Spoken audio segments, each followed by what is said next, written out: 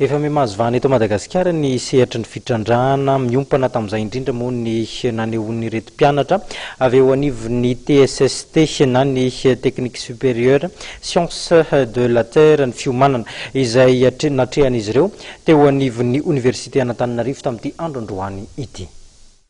Mpianatra misa 30 no nivoaka tamin'ny fomba ofisialy avy eo amin'ny departementan'ny TSST na ny teknika ambony sy ny siansa ny tany.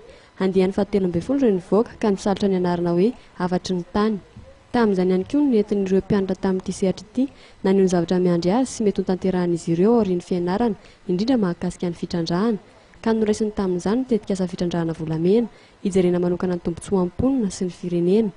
Ilaina fotoana maharitra ihany koa ny famaritana ireo karazana vato izay misy any anatin'ny tany ihany araka ny fanazavan'ireo mpianatra. Izay zany ao amin'ny zarateny ny sioran'ny TSST dia option mine, option géotechnique dia option hydrogéologie. Dia izay ao anatin'ny option mine. Dia ny projet anay zany TSST izay resaka fitrandrahana izay mety azona tombotsoa ho an'ny firenentsika sady ho an'ny tanàna izay misy fitrandrahana io. Dia fitrandrahana anay fitrandrahana volamena ao anatin'ny vente-partie. Sarotra ilay satria mila fotoana maharitra afaka malala mombamomba vato sy afaka mi-identifier vato iray satria misy mitovitovy ilay vato dia mila expérience ela vao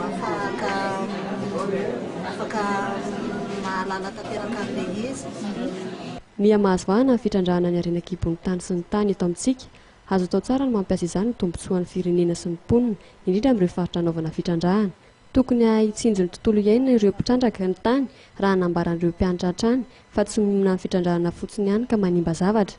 Mahakasika ity sampam-piofanana ity dia efa nandritra ny 9 taona ny isiny ary 3 taona ihany ny faharitan'ny fiofanana saingy vinavinaina isy taona faha-7 amin'ny taom-pianarana ho avy.